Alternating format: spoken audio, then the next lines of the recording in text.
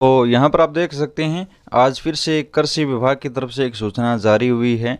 ये agriculture department of UP है, यानी उत्तर प्रदेश सरकार की तरफ से जारी हुई है। लेकिन अगर आप पीएम किसान के लाभार्थी हैं तो आपके लिए सूचना महत्वपूर्ण है, चाहे यूपी से हो चाहे किसी भी कृषि विभाग से हो, आपके लिए पीएम किसान योजना से संबंधित हर सूचना ज़रूरी है, तो हम आपको बता रहे हैं।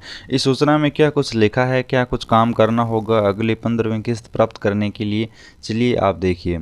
यहाँ पर लिखा है किसानों की मददगार उत्तर प्रदेश सरकार प्रधानमंत्री किसान सम्मान निधि योजना।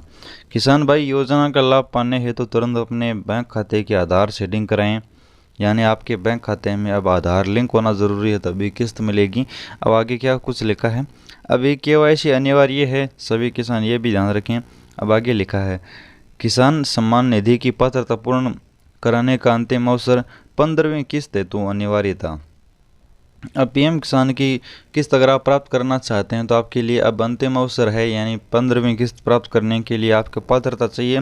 तो इसके लिए आपको पीएम किसान पोर्टल पर भूमि का विवरण दर्ज होना होगा और किसानों का पीएम किसान पोर्टल पर ई-केवाईसी, बैंक खाते की आधार सीडिंग, ये 3 चीज़ है जो हम पहले ही बताते हैं, लेकिन हम फिर से वीडियो इसलिए बनाते हैं सभी किसानों को ये जानकारी समझ में आ सकें और साथ में जो कृषि विभाग की तरफ से सूचनाएं हैं वो आपको समय समय पर मिल सकें।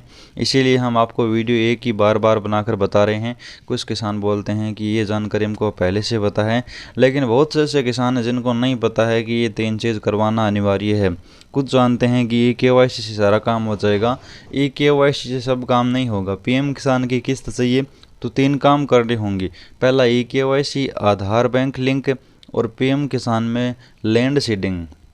लैंड सीडिंग का मतलब होता है कि आपके पीएम किसान योजना की किस्त प्राप्त करने के लिए आपके नाम जो ज़मीन है, यानी आपके नाम पहले ज़मीन होनी ज़रूरी है।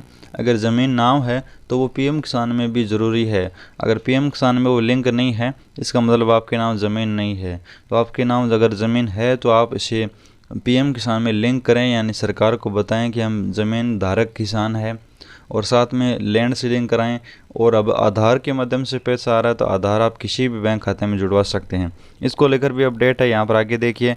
आधार आप है वो इंडियन पोस्ट पेमेंट बैंक, यहाँ पर साफ साफ लिखा है आधार सीडिंग अपने बैंक खाते की शाखा में जाएं कराएं अथवा अपने ग्राम के पोस्टमैन से संपर्क करें, आईपीबी में आधार सीडिंग खाता खोलें। अब ये भी बड़ी अपडेट है, कृषि विभाग ने है वो इंडियन पोस्ट पेमेंट बैंक के साथ साझेदारी की है और इंडियन पोस्ट पेमेंट बैंक में है। अगर आप अकाउंट ओपन करते हैं तो आपको फॉर्म को चेक भी करते हैं और वो चेक करके आपको बताते हैं कि आपकी इस वजह से किस्त नहीं आई थी और आप हमारे बैंक में खाता खुलवाइए, हम आपको आधार के माध्यम से आसानी से पैसा दिलवा देंगे। और साथ में अगर आप नया अकाउंट ओपन करते हैं तो आपका आधार सीडिंग तुरंत हो जाता है ऑनलाइन ही, और आपको बहुत सारी समस्याओं से आपको फ़ायदा मिलता है। जैसे कि अगर आप वृद्ध किसान हैं, आप कहीं भी बैंक या एटीएम नहीं जा सकते पैसे निकालने के लिए, तो आपका जो पोस्टमैन है यानी डाकिया है वो घर तक आपको किस्त देने के लिए, पैसा विड्रॉल करने के लिए आएगा। आप उसे बोल सकते हैं, उसे संपर्क कर सकते हैं।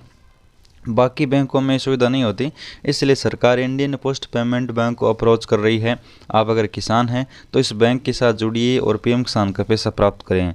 अब यहाँ पर सारी जानकारी लिखी है कि लैंड सीडिंग अंकन करवाएं, ई-केवाईसी, आधार बैंक सीडिंग कराना, जनपद स्तर पर हेल्प डेस्क संपर्क कर सकते हैं। यानी अब तहसील स्तर पर और जिले स्तर पर है, ये दोनों काम चालू है, क्योंकि अभी 30 अगस्त तक विशेष अभियान है वो चलाया जा रहा है, 30 सितंबर तक, जिसमें आप सभी है वो अपना ये काम करवा सकते हैं। और यहाँ पर नीचे देख सकते हैं विकास खंड की राजकीय कृषि बीज भंडार पर जाकर आप ई-केवाईसी करवा सकते हैं, बैंक आधार सीडिंग करवा सकते हैं और कृषक अपना ई-केवाईसी जन सेवा केंद्र के माध्यम से भी करा सकते हैं। ये जानकारी आपके लिए महत्वपूर्ण है। अगर आपको ये वीडियो अच्छा लगा तो लाइक शेयर सब्सक्राइब करना। धन्यवाद किसान मित्रों, मिलते हैं अगली जानकारी के साथ।